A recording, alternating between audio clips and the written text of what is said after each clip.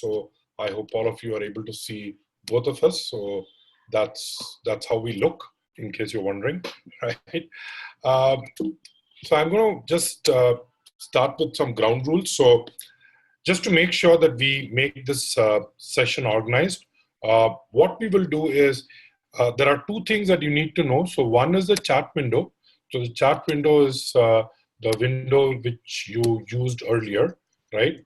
So that's the window that you typed in where you are from. And then you see there is also a Q&A, correct? So let's use the chat window just for discussion. But if you have any questions that you would like Apurv to help answer, then please put it in the Q&A window. And I'll be checking the Q&A window for questions, and I'll be kind of moderating and letting Apurv know which are the questions and, discuss those. Just one thing, when you actually post in the question, I would request if you can keep the question slightly generic, not very specific, and let's also keep it to the topic that we are discussing, which is about doing an MBA and specifically doing an MBA in the UK, correct? So questions regarding GMAT preparation would be out of scope for this webinar, right? And in the event you're not able to hear us, in case you're having some difficulty, just type into the chat window, just check if one of you is able to hear us, right? I would imagine that everyone else also should be able to hear us. So the problem perhaps could be at your end. But being things the way they are, if the light goes off, or if the internet connection for whatever reason goes off, you might see a lag, but hopefully we will not have that for this session. Okay, very important for this session is I want you to close all the other windows that you have and focus right on what we have. I'm pretty sure the value and content that we have in store for you over the next 1 hour would be a lot more valuable than the other distractions that you have currently. So just kind of sit back, let's just go through the webinar. This is the agenda. The agenda is we're going to start with discussion with an introduction, post which we will be having the Apurva talk about his experiences, about what he did, and generally talking about certain inputs on how he went around the job search and so on. Followed by a Q&A session. So the Q&A session planned till 3:30, but we could extend it if you have questions. So the idea is to focus more on getting your questions answered, right? Just background. So Apurv would be giving his background a little later, but he's an MBA from the Cambridge Judge Business School. He has an undergrad in computer science and spent a long time as a journalist before he ended up being in the startup sector. So I will let Apurv basically, talk about his journey. This is just an intro. My name is Arun. I'm the founder and CEO at Crackverbal, and many of you would have probably, seen my videos or probably gotten emails, and we have interacted. Fun fact about me, I was a software engineer in my past life, and then I kind of, graduated to being a teacher, trainer, and a mentor, right? A couple of things that I wanted to just, talk about. So Crackverbal has a list of mentors, so people who are in MBA. So Apurv also is part of the team, but just wanted to give you an idea of the kind of people that we have on our mentor team. So these are all people who work with us in the admission services. So if you are looking at applying to a B school and you want a coach, a personal mentor who will work with you throughout your application journey, we will set you up with a coach, and that's how the admission services work at Crackverbal, right? So in case you're interested about it, you can always reach out to the person that you're speaking with at Crackverbal, right? A couple of free resources to get you started. In case you have been, receiving our emails, you know that I have a 4-part video series, a Busy Professionals Guide for doing the doing an MBA through the GMAT. So we have started it last week. We just released a video. We're going to release a video on Monday. We already have 2 videos that we have released. This is essentially for people who are preparing for the GMAT, who want to apply in 2018, but somehow are not able to get the motivation, get the momentum. They start and stop and stop and start. And if it's been happening to you, maybe the reasons are more psychological. So I actually take a very psychological approach to it. So I don't teach GMAT or MBA, but I'm actually talking a lot about human psychology, how we study, how to motivate. So it's a video series that we started. So you see the link below. You can go ahead and register. I'll be separately putting this link on the chat window. All right. A few other resources. In case you have not seen our YouTube channel, I recommend that you go through it. We have a lot of useful videos covering almost all the aspects of applications, and it's stuff that you can look up at any point during your application journey. Right. We also have a ton of PDFs. So again, it's on the website. All these links I'll be providing to you separately. So don't worry about the links. But this is also stuff that you can use. Finally, in case you want to know what are your chances of getting into a top B school, we will ask a few questions. Based on that, we create a customized report. And along with that report, we have someone from my team who will be on a call explaining to you what are the things that are good about your profile, what are the things that you need to work on, and also answer any questions that you may have about the whole application process, right? So with that, I think, I'm going to let it go to Apurv. So Apurv, I'm just giving you so I assume that you are able to, yeah, so go ahead, Apurv. It's Cool. Thank you so much, Arun. That was a wonderful introduction. Just one question before I start off, Arun. Do I have control of the Yeah, I just give you the control. I just give you the control. Yeah. So I should start seeing those arrows here, right? Yeah. Wonderful. Right. Thank you so much, Arun. And hello, everyone. It's really a pleasure to be speaking to all of you here and sharing my experience. Hopefully, at the end of it, all of you will have some valuable takeaways that you can use to plan your MBA journey, your application, and also decide how an MBA fits into your future career plans. Arun and I have had a long history of friendship and collaboration, and I'm really happy to be part of this Crack Global event. This is one company I've been myself collaborating with for some time in my past career, and I would highly recommend all of you to check out some of the resources that Arun listed out just now. Cool. So going forward, let me begin with a short introduction about myself. So I'm Apurv. I live in London, but I moved here about 2 years ago to do my MBA at the Judge Business School at Cambridge University. And I work as a product manager at a global media company that's into sports streaming. I have about 10 years of experience in product management. And I'm someone who really loves building things that people love and that people will find useful. And about 8 to 9 years into my career, when I was working with startups in India, I kind of realized that I wanted to get a more holistic view of business and its various functions from a more global perspective. And that led me to do an MBA so I could be better prepared for a career in the international tech industry. So I started looking out for MBA programs that that qualified certain criteria that I had set for myself. So, and I'll run you some of those criteria to explain what my reasons for choosing an MBA in UK were.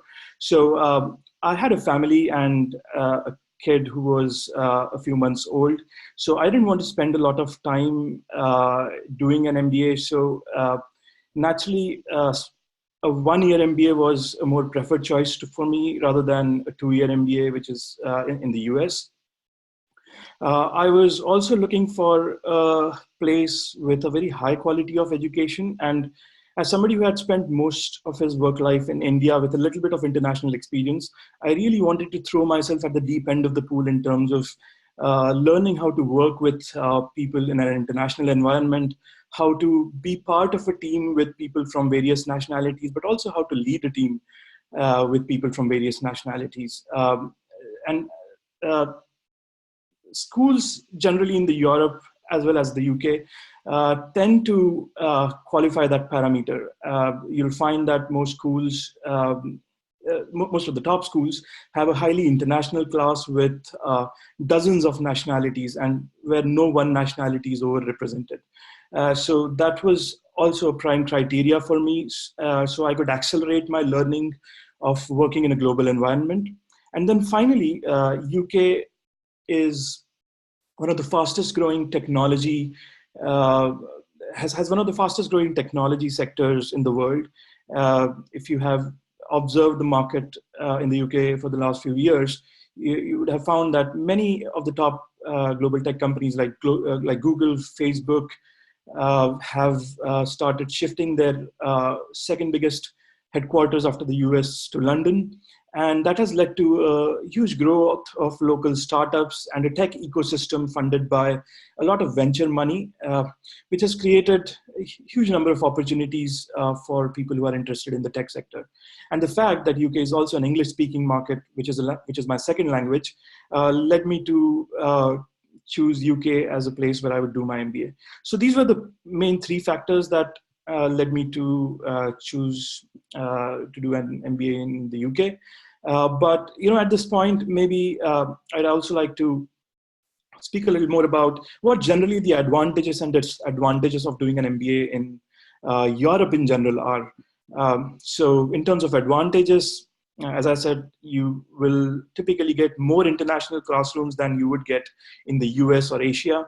No nationality is overrepresented. So for example, in my class, I had over 42 nationalities. And over the course of the next 1 year, I ended up working very closely with people from at least 20 nationalities in various types of coursework, group work, and industry projects, which really gave me that kind of exposure and allowed me the chance to make really good friends in all these countries. European MBAs tend to be of 1 year duration. So this is great when you want a condensed experience, or when you have a family, or when you find that the opportunity cost of being away from work for 2 years is too much for you. And as a result of that, another advantage is that European MBAs also are lower cost. So you essentially pay for just 1 year rather than the 2 whole years that you would in the US. Doing an MBA in the Europe gives you easier access to the Europe, Middle East, and Africa market. So if your future career plans involve working in any of these markets, or you're excited about opportunities to make a difference in any of the countries in these markets, then you get a really good, easy access by doing an MBA in Europe. In terms of disadvantages of an MBA in Europe, well, some might say that because the MBA is shorter duration, there is fewer range of electives, slightly less depth in terms of how exhaustive some of the course material is. Though I wouldn't say that depth is completely inaccessible to you, because you could always go that extra mile, network with your professors, get involved, take initiative, get involved to dig further yourself. in terms of further limitations, well, your direct access is only to the EMEA market and your home country job market. So if you're somebody who's really keen to work in US or China or Asia, then you may find it slightly harder to network or find work permits in those countries. And if you're doing your MBA in a non-English speaking European country, then you may find that some industries might require you to speak the local language, in which case you'll have to learn either of Spanish, German, French, or some of the other, or Dutch, or some of the other local languages. So that's a little bit about my journey and my decision to do an MBA in the UK.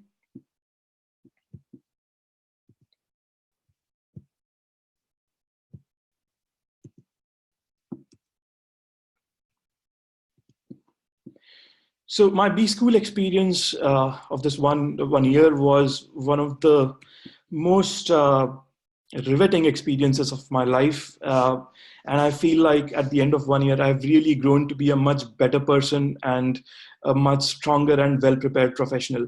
So my class at Cambridge was 92% international, which means that only 8% of the class was Indian. And this very much aligned with what I was looking for from an MBA, because I really wanted to get that international exposure. So I had like 40 nationalities. And I, at the end of the MBA, I ended up making friends with and working with people from countries that I had never visited, or countries that I'd never even interacted with anyone from. And people also had very diverse backgrounds. So, I mean, we did have some of the more common backgrounds, such as consulting and finance, manufacturing. But we also had some really interesting people, such as a musician who had conducted an orchestra at the Oscars, or another musician who was one of the top jazz drummers in his home country. Or we had, and in addition to that, we had doctors, architects, people who had achieved international accolades in sporting. And studying my MBA with these people, competing as well as collaborating with them, really pushed me to my limits and really helped me think about what my strengths and weaknesses were, and helped me give that extra push to improve myself. Cambridge it's a very tight-knit and collaborative community. And at Cambridge, we say that collaboration is something that's really important for us, and it's a core value for us. We really value the impact of working with other people and using everybody's strengths and using the synergies of a team effort to make a difference that's bigger than the sum of all our parts. And you really find that in Cambridge, as given that it's a relatively smaller class of about 170 people in my time.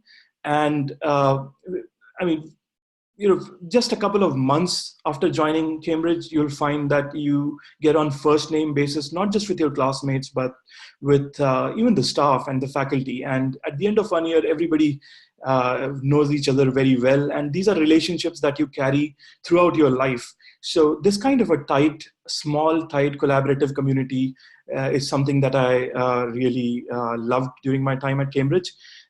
Cambridge is also is unique in terms of the industry exposure it gives. So I had 4 actual industry projects where I worked as a consultant, either as part of a team or alone, to consult some of the top names in artificial intelligence, media, as well as health technology sector, to really make a difference with some of the pressing problems they were having. And this was a great experience because as I said, I worked with groups of 5 in each of these projects.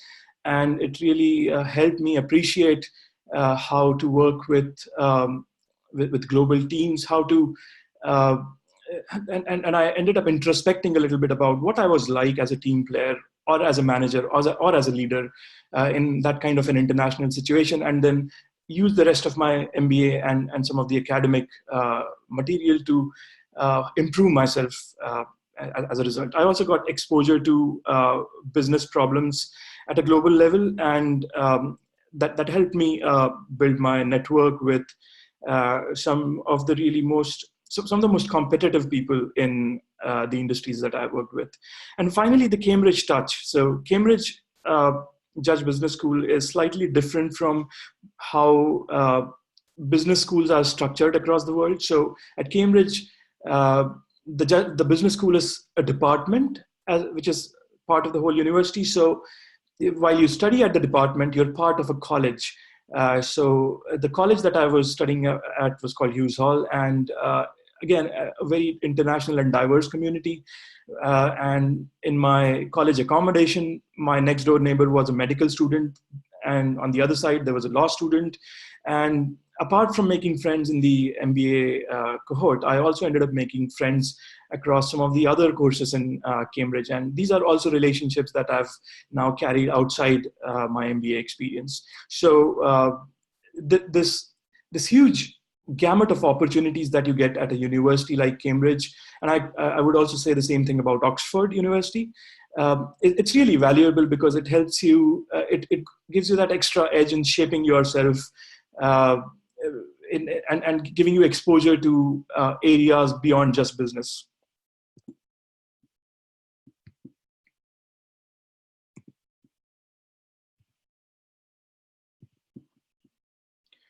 So about 3 months into my one-year MBA program, I started getting serious about finding a job. And some of the first things that I started to think about was what is really important for me when I look for my next career move after my MBA. And I figured that there were basically 5 axes that I was functioning on. Sorry, let me just get back to that slide.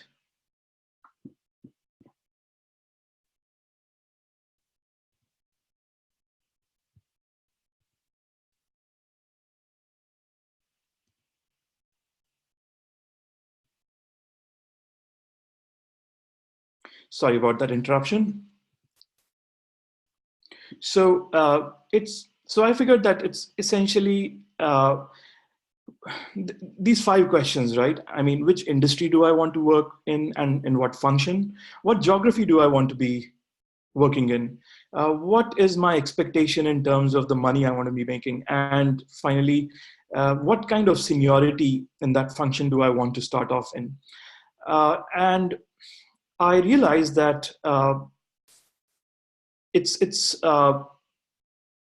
these 5 functions. The ideal situation is if you are able to get all of these 5 functions in the way you want. And while that's not completely impossible, but from the point of view of looking for a job after your MBA, I found that it's really important for me to prioritize what's really, what I value the most and what am I willing to give up. And this would go, this is quite similar to most of my classmates as well. So for example, I was looking for a career in the tech industry, but if you took someone who was looking for a career in the consulting industry, they would encounter the same questions. So for example, what kind of consulting firm do they want to join? Is it one of the big 4? Do they want to get into one of the niche consulting firms, something of a boutique consulting firm that caters to an industry? What function do they want to be in? And where do they want to work? Do they want to go back to their home country? Do they want to work in the UK? Or are they more excited going to a more emerging market like Africa or South Asia maybe, where they find that some of the business problems are more compelling for them to solve? How much compensation are they expecting? How important is salary for them at this point? And finally, compared to where they left off their career when they joined the MBA, do they want to continue at the same level, or do they really want to push for the next level of seniority? And I find that when you prioritize your needs in this way, it helps you network for jobs in the right manner, select the right opportunities, and finally, when you have a few job options in front of you, it helps you select the best possible option. out of those and then commit to it. So I would, for all of you who are thinking of an MBA, I would also recommend that you start thinking about how these 5 axes stand for you and how important each of them is. Because not only will it help you look for a job when you get into an MBA, but it will also help you choose the right business school by aligning the type of network that the school offers, the education that the school offers with what you're looking for and what your ambitions are. Now, once you prioritize what's important for you, the next thing is focus. So once I knew what I wanted, then to go into the specifics, I started my MBA in September, and in January, I worked with the careers team at my school to really answer some of these questions. Also, I spoke to a lot of friends. I connected with a lot of my people in my first, second, and third degree network who were in the UK, and I just met them and asked them questions like, what is it like to work in the industry that you work in? What is a typical day for you like? How did you how did you go about looking for a job when you were in my situation? What is it like to progress in your career now that you are in the industry and the function that you are in? So this process of interviewing really helped me get a lot of real world perspectives on what kind of situations I would be facing when I start looking for a job. At the same time, I started working on personal branding. So once I had selected the industry, function, and geography that I wanted to work in, I started to really put a lot of attention into how do I appear in front of recruiters? What are some of my strengths from my past career that I can highlight and connect to what I'm looking to do going forward? And I got a lot of help for this from my school's career services. But I also went out of the way to meet some of the alumni of my school. I would just go and meet them for a coffee or for a beer, and I would just show them my resume. And I would say, what do you think of this? What do you make out of this guy that you see on the resume? Is this somebody who you think offers a coherent story to you? Is this a resume that you would at least want to interview? Do all the stories and the examples about my achievements that I've put inside this, what perception of me do they give to you? And I really did a lot of this, feedback process, and I would keep making constant updates to my resumes and my LinkedIn profiles. And as a result of this process, I ended up making multiple versions of my resume to help me target the different types of opportunities that I wanted to pursue in the industry that I had chose to be in. So once I was sufficiently confident of putting up the front in recruiters that I wanted to show myself using, I started using my networks to start looking for opportunities in the companies. And some of the networking that you do as part of the personal branding and prioritizing process really comes handy, because when you meet people and you tell them what it is that you're interested in and what you're passionate about, many of them sort of become your advocates, and they come back and they help you. So, I would often get emails saying that, hey, I recall you saying that you were interested in something like this, and there's this vacancy in my company. Would you be interested? I'd be happy to forward your resume. So it's these kind of benefits that I started to receive back from my network. And, at this point, I'd also like to remark that when you go and network for a job hunt like this, you should really make it your focus to build relationships and make friends with these people rather than do it from the point of view of looking for a job. And I think it's really, that extra edge that you provide as in the form of a relationship that really helps you get benefits back from the network. So I would, for example, do a lot of help for free for a lot of these people. So for example, if somebody wanted me to do a little bit of research, like spend a couple of hours and get back to them with some research on an industry or something, then I would just, spend that extra time, get back to them. So helping people a lot really helps you in, building those relationships so that you can rely on that network when you need something from it. So, this process of networking really helped me. And finally, when at the end of the MBA, when I had gone through a few interview processes, I had a few job offers in my hand. I was quite confidently able to choose what I wanted to do going forward, and and that's where I am now at this stage.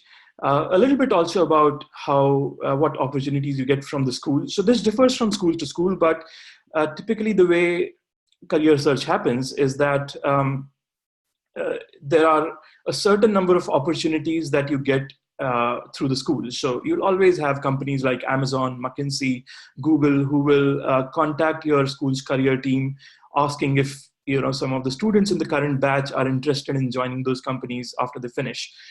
And as a result of that, many of these companies will come onto campus for doing interviews. And that's one way of looking for a job. The second way of looking for a job is some of the companies will contact the career services, but they may not exactly come to campus. So they'll list their opportunities on your school site, and applying to these companies sort of gives you a fast track route to get visibility in front of the employers, because they're expecting students from the batch to apply to them. The third route to look for a job is to just go back to your employers or to some of your past employers before your MBA if something that they are offering aligns with what you are looking to do after your MBA. And that's also usually a very attractive choice for a lot of people, especially those who come from some of the big consulting companies, investment banks, or some of the big manufacturing or traditional industry firms. Going back to those same companies in a more senior or a more strategic business-focused role is also a highly preferred career choice for many people. And then finally, it's the route of looking for a job by yourself. I would say out of these, that as somebody looking for a job after the MBA, it's important to hedge your bets on all these 4 types of routes, because it's really, when you go back to the 5 axes, it's really those top 3 priorities among your 5 that you're really looking to fulfill. So if any of the companies lie in those 4 types of job finding routes, you should make all the efforts possible to pursue them. So that's a little bit of an overview about job hunting. And with that, I go to my next slide. So I've been working in London now for nearly 8 months. And London is, although it's known as the financial capital of the world, it's a melting pot of a huge number of cultures from across the world. Some of the topmost companies have either their headquarters here or their second headquarters here. But apart from traditionally, although it's been known as a financial capital of the world, it's now also one of the prime cities when it comes to the technology sector, or if you have any interest in the EMEA market in general. So a highly multicultural environment. So regardless of the company that you work in, you will find that you work with people from many different backgrounds and cultures. And because all of them have gotten into those jobs through a highly competitive process, you will find that you work with some of the smartest people in the world. As a community, London is highly active and engaged. So if you just, if you open meetup.com and looked at some of the, various professional and hobby networks and meetups that keep happening in London on a daily basis, you'll find that there are huge number of opportunities for you to network and improve yourself. So if you're somebody who's in consulting and you're really interested in the fintech industry or in cryptocurrencies or in in the health technology sector or AI, you'll find there are always, very keen, engaged, and really smart people meeting on a very regular basis that you can, and these are communities that you can join and then contribute to, learn from. So it offers you a lot of opportunities to continuously improve yourself as a professional and also as a person. And if you really want to be good at something, whether it's sports, music, arts, culture, or if you want to learn a new skill, or if you want to put yourself outside your comfort zone to do something that you're already always a little scared of, then this is just the right city to make that kind of personal development. It's known to have a high cost of living, so it's the rents are some of the highest in the world. But as an MBA from a top school, one assumes that one will also negotiate for the kind of compensation that will help you live a comfortable life here. And finally, it's notorious for a little bit of gloomy weather. So all of you who are used to India's hot and tropical weather will find that it's largely dark here most of the year, dark and rainy. So it's really good for somebody like me who likes to be in relatively cool or cold weather. So I actually like living here from a weather perspective.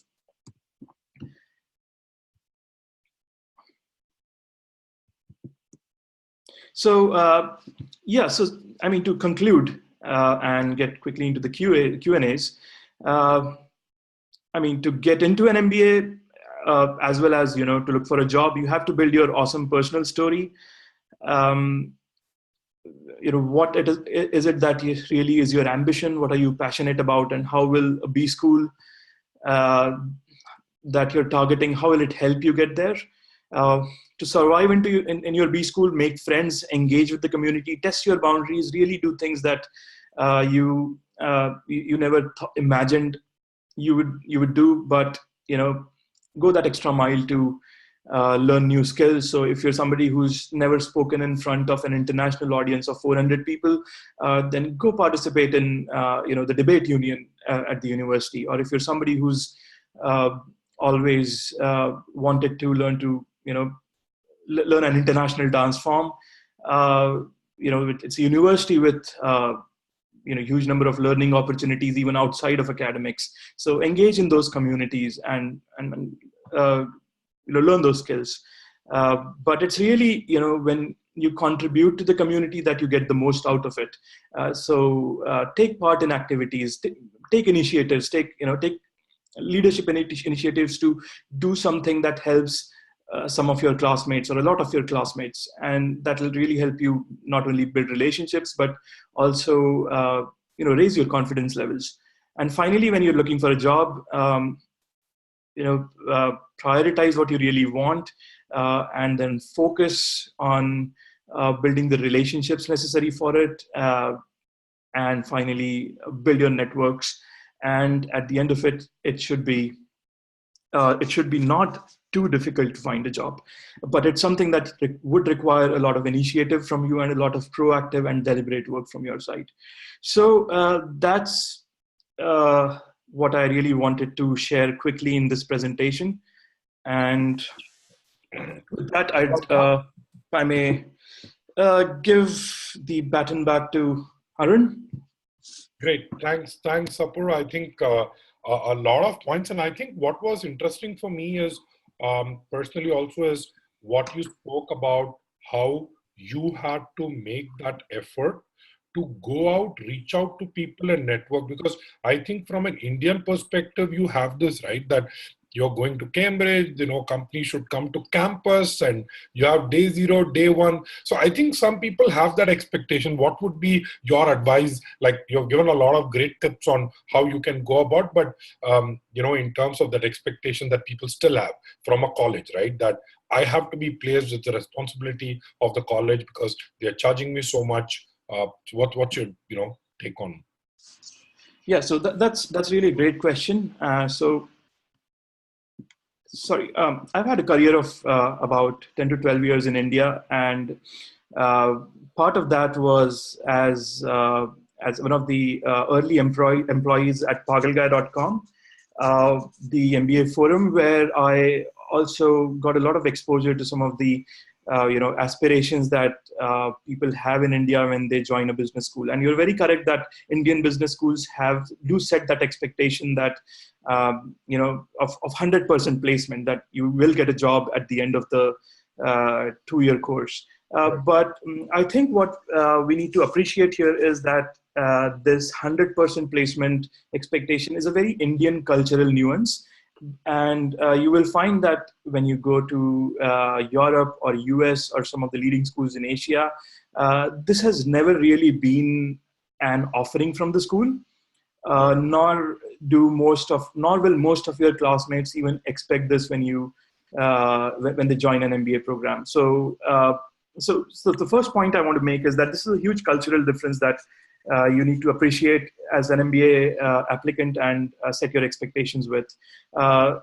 And going forward, I think from my perspective, although the school that I studied in gave me exposure to some of the really very, very valuable opportunities in some of the top companies in the world. So for example, companies like McKinsey to Amazon, they offer all their MBA leadership programs, the highly coveted rotational MBA programs, and not just Judge Business School, but also Oxford. And many of these companies come without an expectation or an upper limit. So when I was networking with some of my alumni at Amazon, they told me that in my previous year, they would absolutely hire anybody that they found good. So there's no limit as well. So you do get a lot of opportunities, but I mean, at the end of the day, as somebody who's already had some work experience, it's your responsibility to do whatever it takes to find the best possible career jump after an MBA. And not all of those opportunities might directly be available from a business school. So take my example. I wanted to get into the technology industry, but within the media space in technology. So I was really excited about this, huge revolution in online video streaming with Netflix, Amazon Prime, or Hotstar in India. And I really wanted to, make a difference to customers by building products in this industry, by products that people love in this industry. So I had to go out of my way to look for those kind of companies because they are not traditionally MBA employers. So to find the opportunity that you really want, you will find that you often have to go out of your way and make that extra effort, because you put in so much investment, not just in terms of your time but also financially. So isn't it an obligation to yourself to make sure that the first job that you do after your MBA is the best possible jump from the previous time? So that's also how I looked at it, and that's why I also did this additional effort and deliberate, and networking to look for what I wanted. Right. So I think great point, and I think it's important that we kind of underscore this point and also give that expectation. So I had one more question, like a follow-up kind of thing to what you said. Then we will get on to the question. So I just see that we have close to 40 questions. Okay. So I'll be just kind of filtering out because I see that there are some chunks that seem to form. So there are people with various categories. So this is the last kind of question. Then we'll get in.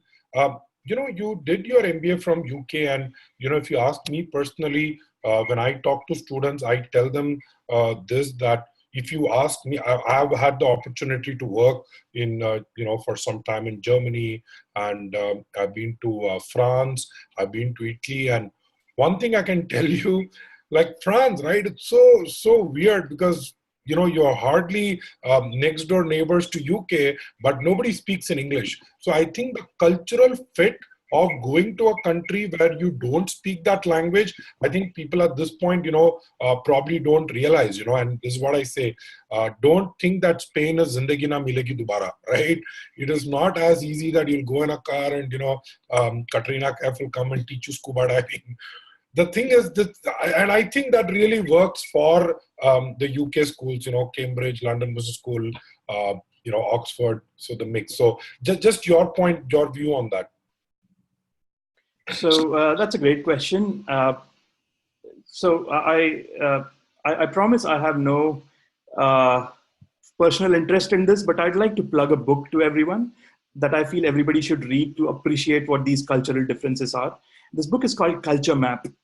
It's written by a professor at INSEAD, and it's a really nicely written, accessible book that really goes deeply into how work cultures across the world differ, and how, as somebody who's looking to work in a global environment, how do you motivate people? How do you give feedback? How do you take feedback from people from different cultures? And how do you work harmoniously to achieve that common goal? So it's a book, I'll repeat the name, Culture Map, that I feel, would highly recommend to everyone. Yeah. But to come back to your question, these cultural differences are real. And to get down to some examples, and I don't mean to be stereotyping any one culture in any certain way, but take for example the culture in UK, US, and Scandinavia. People tend to be very highly value communication here.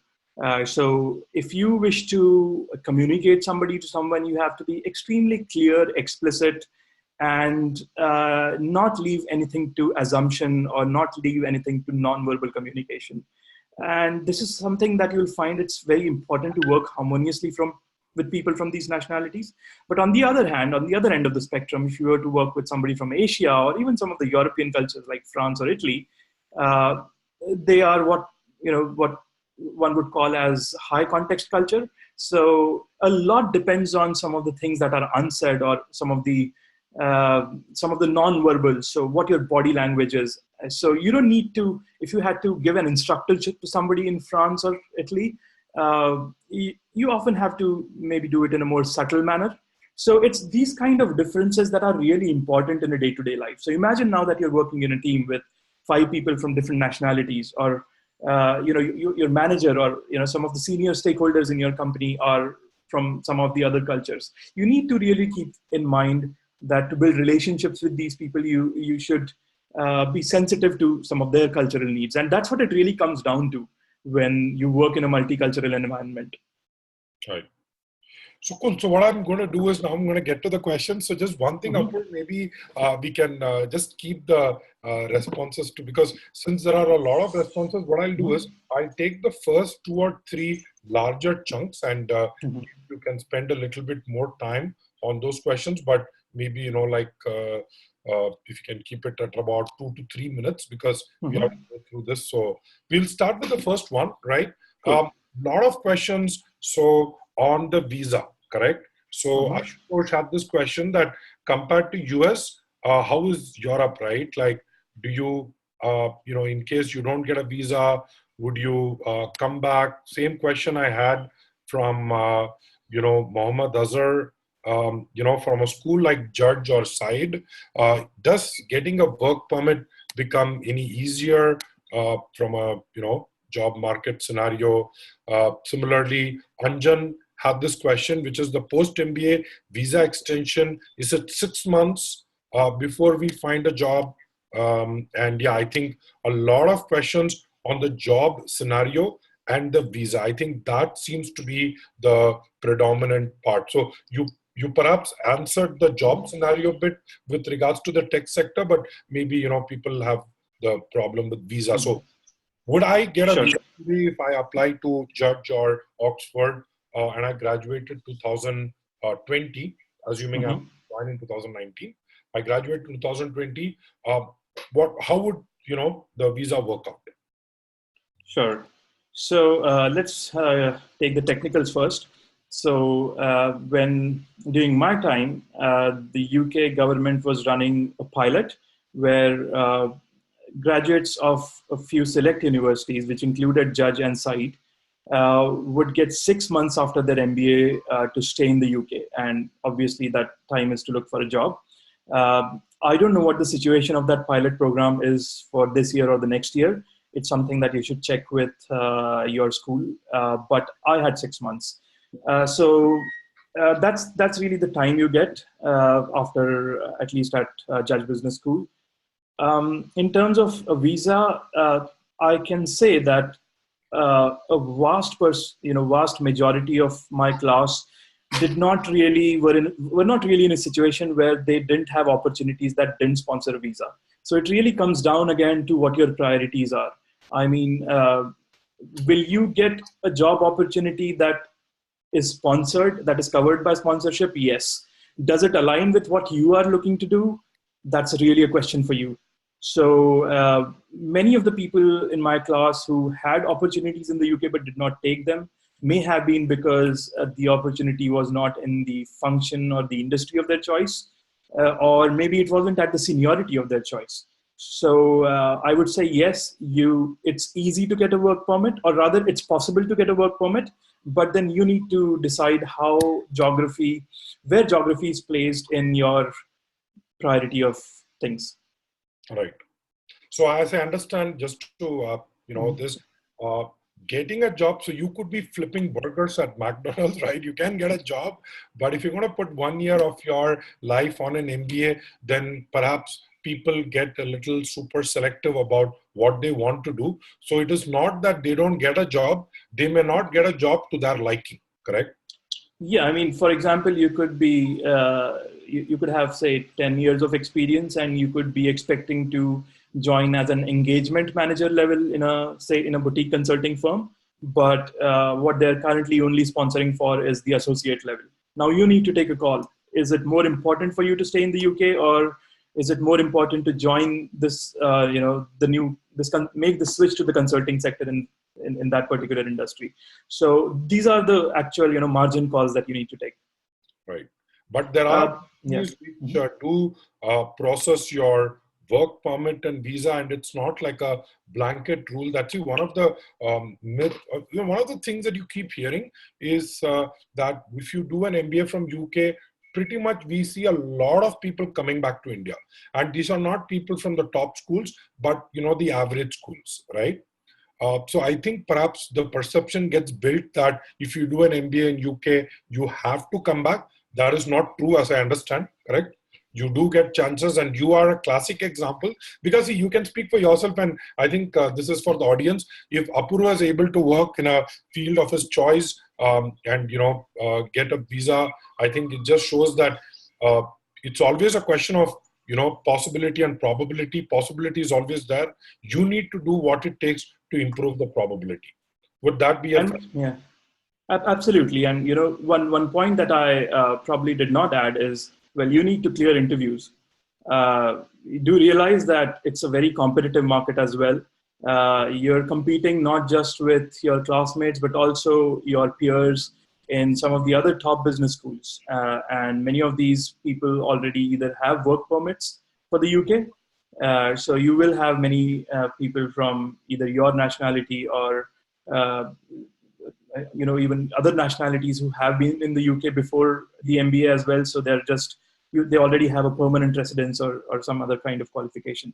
So so let me actually qualify this. Are there enough opportunities available with a visa sponsorship? Yes. But does it mean that you will 100% get it? Well, I mean, you have to clear interviews and you have to work really hard for it, because some of these jobs are very competitive. You have some of the smartest people in the world with degrees from Ivy League universities with achievements that are with very enviable achievements at a global scale, and you have to do a lot of work to compete with them. So don't forget that factor as well.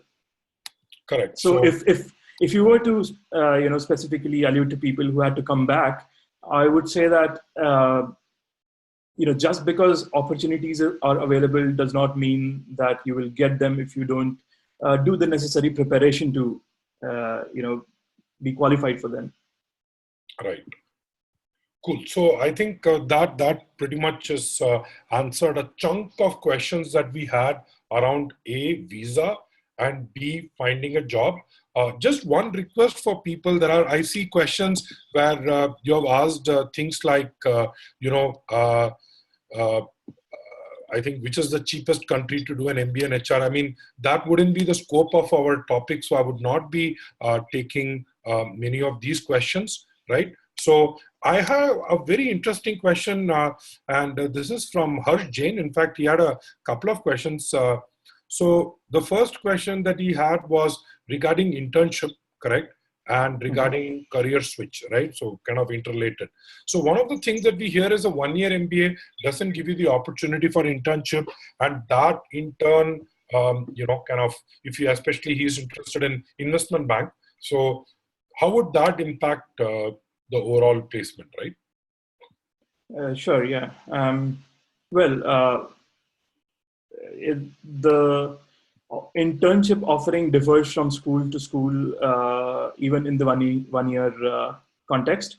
So at Judge Business School, for example, there is a 3-month internship in the last 3 months of the program.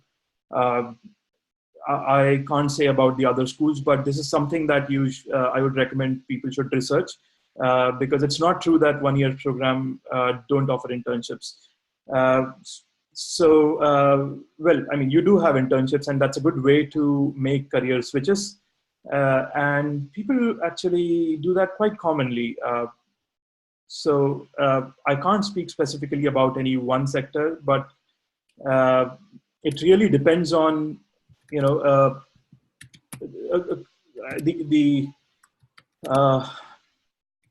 on your personal situation as well as the industry situations. For example, if you're looking to switch careers into an industry that's currently on the downslide, where hiring is generally not very prevalent, then you'll probably find it harder to switch industry. But take tech, for example. I mean, tech is now, even in the US and across the world now, the top industry, most popular industry choice now.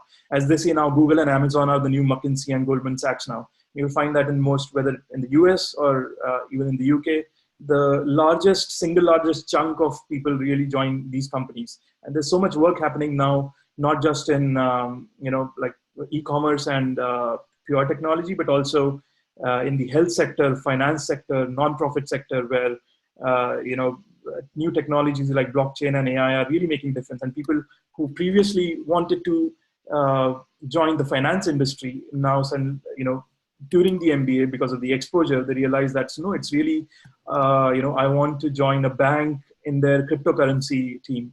So, I mean, do expect that many of your perceptions will change once you get into the MBA and get exposure.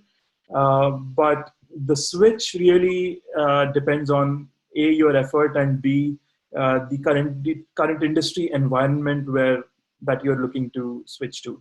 And when I say it depends on you, I mean, you have to take the additional effort to make yourself attractive to people in the industry that you want to switch to. So for example, if you had if you came from a finance background and you wanted to work in AI, then the recommendation would be that during your one-year MBA, get involved in a lot of projects, reach out to the community, to startups as well as companies in UK that are involved in AI, and offer to do free projects for them, so that at the end of 1 year you have those that experience on your resume and that comfort. So when you appear in front of to an interview to a company that does AI, you're able to very specifically and credibly speak about the subjects that you'll need to work for the industry. So that's what a switch looks like.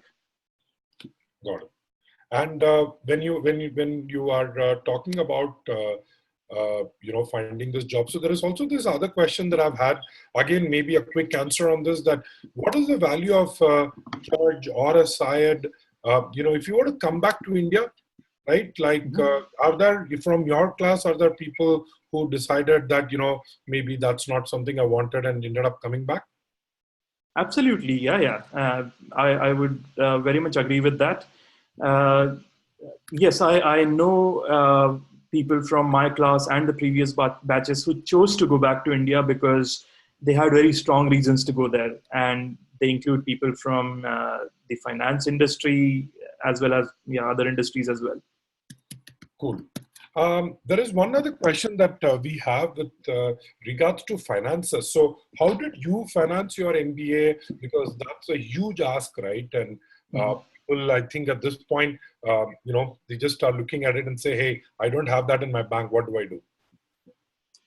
Sure. So there are loan programs available at most of the top schools for international students. I think the one that is subscribed to most commonly is, I think, Prodigy Finance. And again, I'm plugging this not because of any personal, interest, but it's a very common way to get financed if you're looking for funding. In addition to that, most schools offer scholarships. So once you get an offer to join a school, you will typically get access to an email with a list of scholarships that they offer. And many of these scholarships you have to apply to. But many of the scholarships you may also automatically, get access to. You might just get an email saying that, we love your background.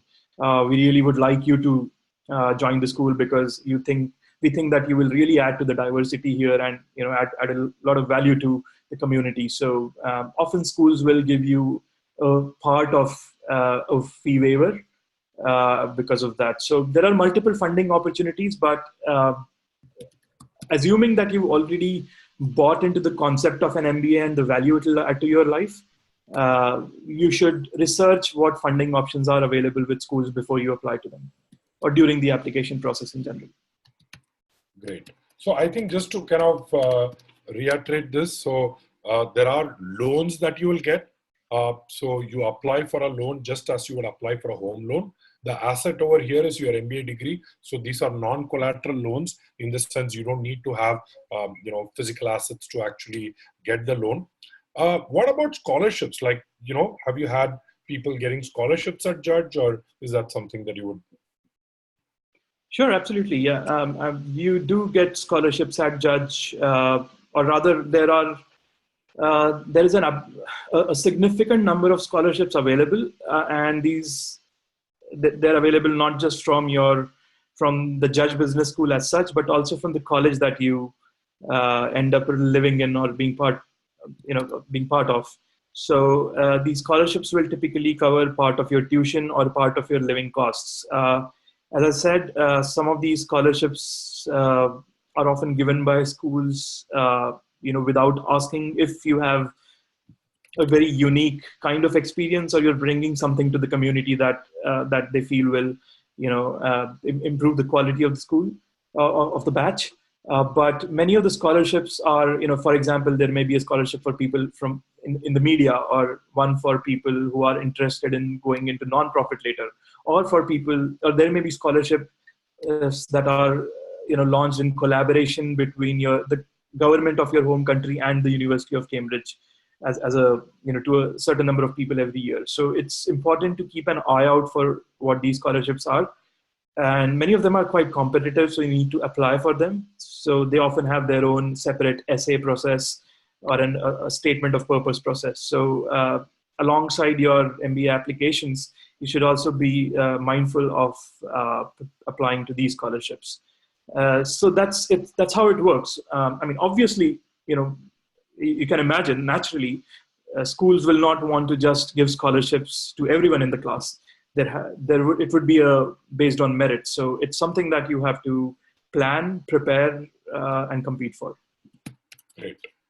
One more question, again, interesting question. This notion of international diversity and different perspective and this whole melting pot and stuff, how many career paths really need it, right? So this, again, Harsh has asked this question, which is, do career paths really require, do you really need, for example, in finance and consulting, do you really need that? Or do you think it's a hype? And also, why I'm also saying this is because many of the attendees today probably are looking at an ISB, correct?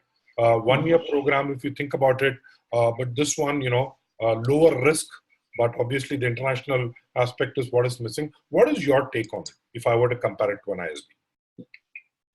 Sure. So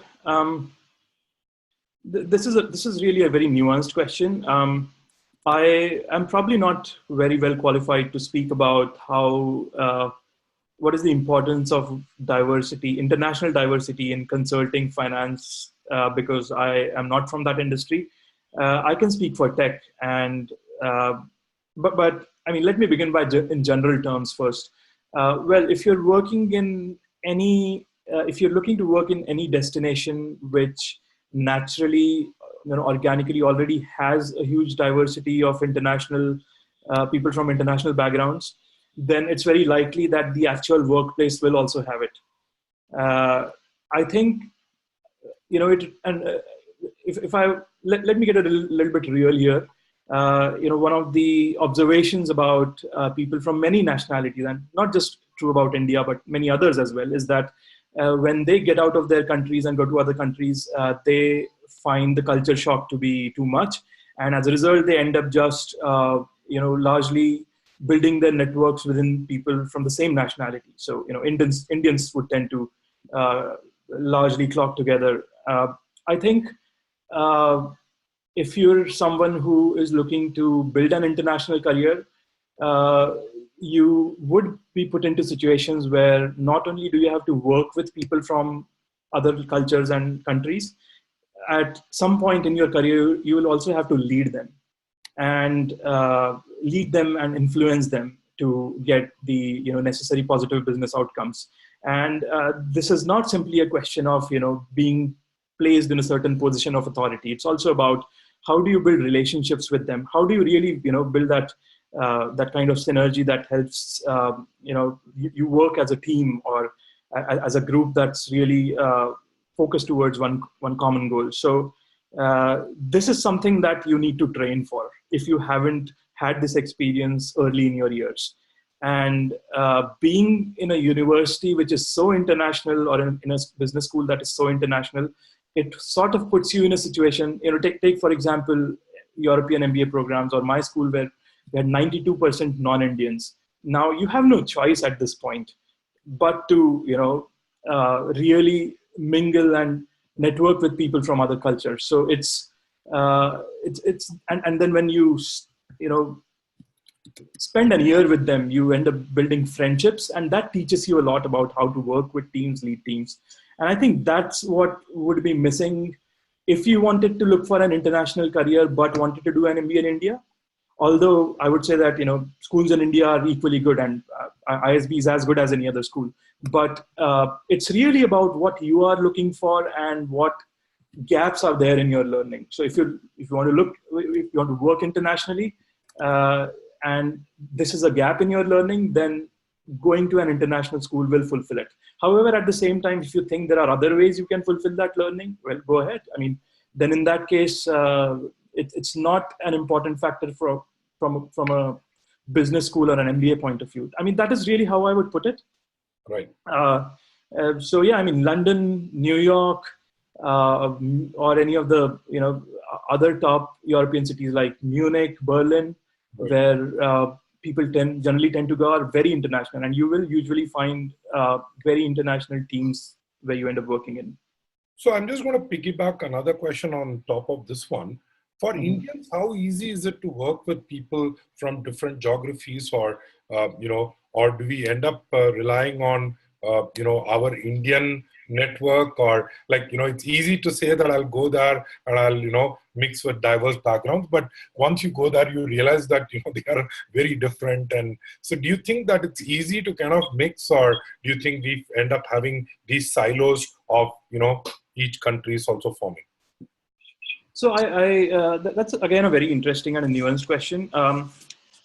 I really wouldn't want to stereotype, because it's not any one country, but I mean it's anybody who's not had international experiences early in their life would have a natural affinity to find comfort zones with people who come from a similar cultural background. So it's really about what early experiences you have. So you will find that anybody who has done a little bit of traveling internationally, or anybody who's generally very open-minded or has immersed themselves into some cultural art form from another country while staying in India would already have that open mind to sort of intermingle with people from other cultures. So it's really comes down to the person and their early experiences rather than any one nationality. Right. Cool. So what we can do now is we can have like a rapid fire of sorts. So what I mean by rapid fire is these are questions that are slightly objective. I think the subjective questions are more or less done. These are objective questions for which, people probably want to know the answer. So I can just go through it and you can probably give me your response in a couple of, it's about 3:45. So we can go for another 5 to 10 minutes. So just wanted to get your answers. So let me get started. So first, what percentage of folks actually are career changers, switchers in your class or, in general in a one-year program? What percentage of people ended up switching their career paths? I wouldn't have the statistics in front of me. These numbers would typically be available on every school's website. Right. What I could do is I could find these numbers out from my school, send it to you, Arun, and if your audience is interested, then we could forward it to them. But I would say that this is easily accessible on the career sections of most school websites. Muhammad Azhar had this question, which is, could you tell me what is the consulting project that you undertook while you were doing your MBA? Sorry, there was a bit of a break. Could you repeat the question? That you had mentioned. So you wanted to know what was that consulting project that you did as an internship or while you were still in college? Oh, sure. Absolutely. Yeah. So I did 4 consulting projects and I'll quickly run through them. The first one was with a big data health company. And you'll find it on my LinkedIn. It's called GeneStack. And we helped them with sort of, preparing their organization for the next level of growth. And it was quite interesting because at the end of after 4 or 5 months, they called us again to their office and told us that we really implemented some of the changes you recommended. And, this is what our experience has been. So it was very satisfying to see that, that kind of real experience, that real world business problem solving. The second one was with a company called GraphCore, which was now one of the leading companies in AI semiconductors. So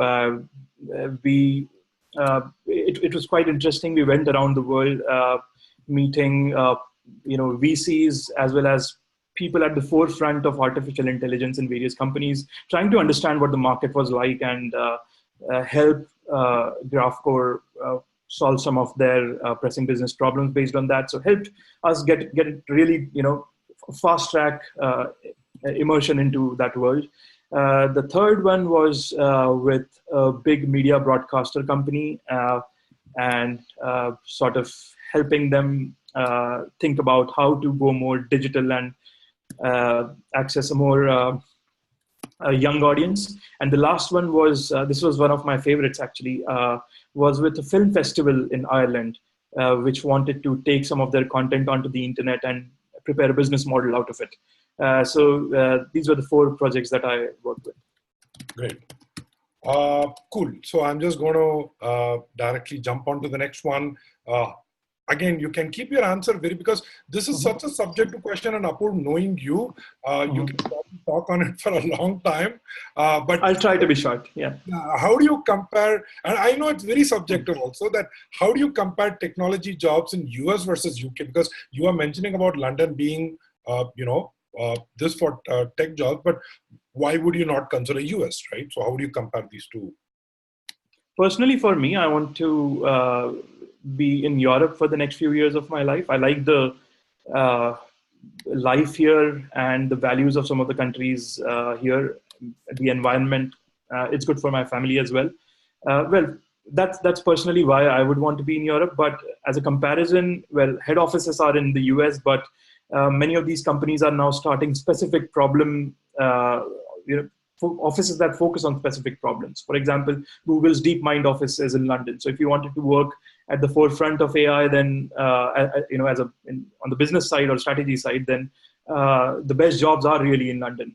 Same for Facebook. Facebook's B2B product workplace is run out of London. So even if you wanted to work in the US, but you wanted to work for a workplace, you wouldn't well, London would be a better place. So you can go through the company websites and see what each of the office focuses, and that will help you decide what location do you want to be in. Great. Next, one small more point there in the tech industry. Well, I mean, the next frontier of growth for tech is really in the emerging markets, right? So Africa, Middle East, Asia, and many of the growth for these countries is really driven from Europe or from India. So if you want to be part of that growth story, then working in Europe would be the natural choice. Makes sense. Makes a lot of sense. So I'm just going to go through the other questions. Many of it, I'm pretty sure would be on the website, but I'm just going through it so that you can help answer. How helpful is career guidance cell at Just Business School? I think you've already answered it, but I just... Sure. So the career guidance cell, I can speak only about my school. They have a very structured process driven by extremely competitive people and experts. There are certain sessions that, with certain activities like, helping you plan what you want, building your resume that they offer to you. But you have to imagine them like a resource that you can always go to ask for questions or sessions. So typically you book an hour with them whenever you want and pose the specific problem to them, that this is what I'm struggling with. Can you help me? And at the end of 1 hour, you go solve that problem, come out, you do some of your homework, go back again. And, it's an iterative process. So there's some that they offer to you in terms of being prepared for finding a job, but you have to be proactive because only you know what you want. In terms of opportunities, I did explain to you before the 4 ways in which you can find a job. So the cell will offer you some opportunities for on-campus interviews and some opportunities that are available for a direct application. Great. I think that pretty much is one question that, goes back to one thing that was a recurrent theme about, finding jobs versus the college helping you. Manoj had this question: what was your experience writing your essays for Judge? Any tips that you would like to share with the audience? Sure, yeah. I mean, having been through the process, the biggest tip that I would really share is that, think of yourself as a customer of the MBA program. And just hypothetically for a moment. So when you go into a top program like this, what would you want out of it? One of the things you'd want is that your classmates are really very competitive. They're very diverse. So now, if you think about this, it becomes a little recursive. Are you that person as well? And how can you show to the school that you are that person? So what that comes down to is to really think about what your story is. What is unique about yourself? What can you really offer to the school that will make the school think that, this person is really, would be a nice, interesting addition to the class. He would really bring new perspectives. He or she will really, push some of the other students to compete harder, would be a good addition to the team. Does the school, and how do you even align with the school's own values? So for example, if you're applying to Judge, then one would imagine that teamwork is something that you really value, but and you need to then really display it through examples from your past life. So this is really the biggest tip, and the way it comes down to actionables is you have to find stories from your past that show these examples. So in your essays, really use somebody's help, a friend or somebody who's like a mentor to you to go through your past career and your, some of your,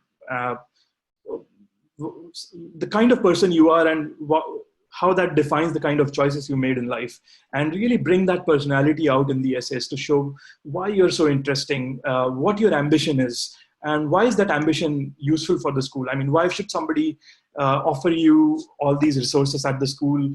Will you make good use of them after the school? So you have to really prove that if given a chance, you will not only contribute to the school, but also use the school's resources in the most judicious manner. And that is how you convince the schools to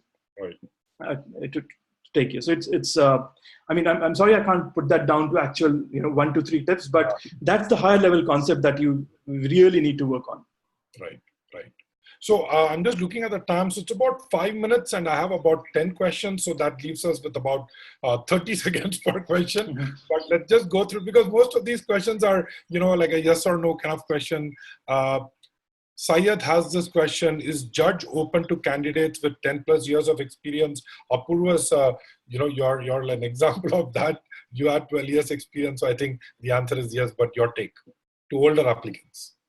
Well, the average age for all schools are also given on their websites. European schools typically tend to have older average age cohort than US schools. Having said that, it all again comes down to what you offer to the school. In my class, I had people who were in their 40s, but then they were really, really competitive and really unique. Right. So you have to justify what you're bringing regardless of your age. The school itself does not have any set limitations. Correct. Ranjit Kumar had this question: how easy is it to network with people from private equity? I think that's one area that a lot of people think is out of reach. But what's your take? Do you have any? Sure. I mean, from a networking point of view, the networking is a skill of building relationships with people regardless of what industry they're in. In terms of accessibility of people in private equity, well, there are a large number of judge alumni who are working in private equity, and the school will help you connect to them, but you can always go to LinkedIn, say that, hey, I'm so-and-so from Judge Business School, a few years your junior, and I'm really looking for a career in private equity. Can we meet for a coffee? Do you have time? And if they're located in London, or you can travel to London and buy them coffee, or buy them and get some of their time and build that relationship. Or you can, if they're not located in London, you can ask for time on Skype. And anybody, if you ask nicely, anybody will offer you 30 minutes of their time. People are generally helpful, but and it's not just limited to judge alumni. I mean, if you, for that matter, contacted anybody in private equity and offer them, ask nicely, people would generally help.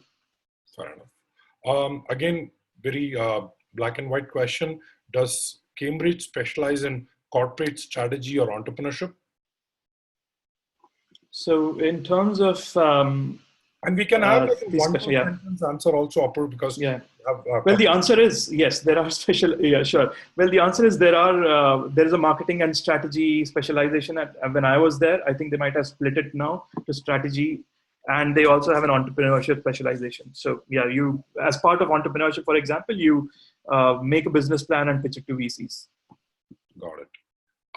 Ashish had this question: will applying in round 2 or round 3 reduce the chance of scholarship and also admission, right? Like, is it that myth true for judge?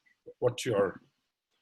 For admission, no. For scholarships, well, if some of the scholarships you're aiming for may have been already disbursed, then your chances do reduce. However, many schools do take care to make sure first everybody is, they form the class and then offer everyone an equal opportunity. So for example, there was a media scholarship that I applied to, and that was available to me despite the fact that I applied and got into round 4. Oh, round 4, great. Yeah. This is a question about finance. So what type of finance profiles do Cambridge MBA graduates have? Is there a healthy recruiting from banking and capital markets at Judge? So that was... interesting question, though very niche to finance. I am not most qualified to answer it. My recommendation would be to go to LinkedIn and search. Great. Pranjal had this question: how do you see Brexit impacting the job market in UK? Positive, negative? What's your view? So it goes back to my previous answer about work visas. I personally never had Brexit come in the way of anything that I was interested in or any opportunity that I applied for. There are companies that traditionally just never sponsor visas, and there are companies that do. And the companies that do were sponsoring during my time. I never got an answer saying that, we don't know about UK's status going forward, so we cannot offer sponsorship for this job that we previously did sponsor for. Okay. Last three questions. Could you give a ballpark of the overall expense for an MBA at Judge, including living, tuition, everything? Like how much did that 1 year cost? So this is again that varies a lot for people, and I'm afraid there is no one answer to this. So the tuition is what it is. After you get your scholarship and the final amount that you end up paying, the actual expense really comes down to what your quality of life is. Right. Every school will give you some average figures, and you can add on top of that basis do you want to live in one room or like a whole flat? Is your family coming with you? Do you want to go eat out every day? Do you want to cook at home? It really depends. But what you'll find on the MBA websites would largely, especially for Judge and side, would be inclusive of food that you get in the college dining halls, which is usually subsidized food. So you'll typically get a meal for about £3 to £4. Right. So yeah, I just gave you one figure. So now you can multiply it over the 1 year to make an estimate. Right. What was your classroom schedule like? Like what did the typical day for you look like at Cambridge? Sure thing. Yeah, absolutely. So we would start at 9 a.m. Then we would have one 3-hour class, after which one 3-hour class or one 3-hour class with a 30-minute break, or 2 classes with a small break in between. After that, we would have an hour of lunch, I think an hour and a half. And then we would have another 3.5 hour session with either one whole class or 2 classes. Typically, most people wouldn't go back home after school because there would be project work to do, or there would be assignments to submit. Or you just want to network, meet people after school and, generally let your hair down. So a typical day would start around 8 in the morning, 7:38, depending on how organized you are. And it can end formally at about 6-7 p.m., but it's really up to you. It's commonly known that people in MBA schools sleep very less, just 3 hours, 4 hours. So people are partying till late night, meeting people or doing whatever. And just to understand, you did not do a part-time job. So that's another thing. You can work 20 hours. So that's a question that people had. Like, Right. Oh yeah, that way. Sure. Yeah. Well, as part of the Tier 4 visa, you are only allowed a limited number of hours. But in a school like Cambridge, and I would imagine any top school, you simply wouldn't have the time. And that would not be your focus. Having said that, I'm not aware if anybody was really working for those 20 hours specifically. People might be doing side gigs back in their home country, like somebody was consulting a startup back home or stuff like that. Right. No, the way I put it is you're paying 100 rupees an hour to go there. Last thing you want to do is spend 50 rupees an hour, earning, right? You want to kind of enjoy. Last question from Shubham. You mentioned about teamwork for Judge. How do you really know what value what school appreciate? How do you really get to understand that? The best way to understand the value of any school is to talk to people there. So before writing essays, I would highly recommend go to LinkedIn, network with some of the existing students and past students, get 30 minutes with them and ask them these questions, go down into specifics, talk to, and you can always also talk to the school, attend their information sessions, but it's basically primary research, not just about teamwork, but about any specific trait of a school. But how does a school know? When you talk to people, right? Just like I told you that I was on first name basis with everyone at the end of 1.5, 2 months at school. That really tells you something, because that's not possible when you go to a school with 800, a class size of 800 spread across 2 different campuses. So when people speak about their experience, you'll know how well knit and tightly knit the community was. And one of the prime factors would always be because school is really stresses on teamwork and collaboration. Right. So I think that's pretty much, we are slightly over time, which is 4-5, but that's not a problem. I'm pretty sure people found a lot of value. And Apurv, since you're someone I know, I would like to personally thank you, because this is stuff that, students really want to know. So one of the things that we are doing with these webinar series is trying to connect people with people who have actually been there and done that, right? So that, they get a better sense of what to expect. So thanks so much, Apurv, for being here. And as I know, you'll be part of the Crackable admission consulting team also. So in case anyone wants to reach out to you, you can mail us and we'll see how we can put you in touch with Apurv. And until that point, I would assume people might reach out to you through LinkedIn. Sure, I'm happy to help within the time constraints that I have. Right. But thanks for having me, Arun. Right. Thanks a lot, Apurv, and have a great day, and have a great weekend to everyone. And I'll be sending an email with the links that we discussed so that people can action on that. Right? Thanks a lot. Thank you. Bye. Bye-bye.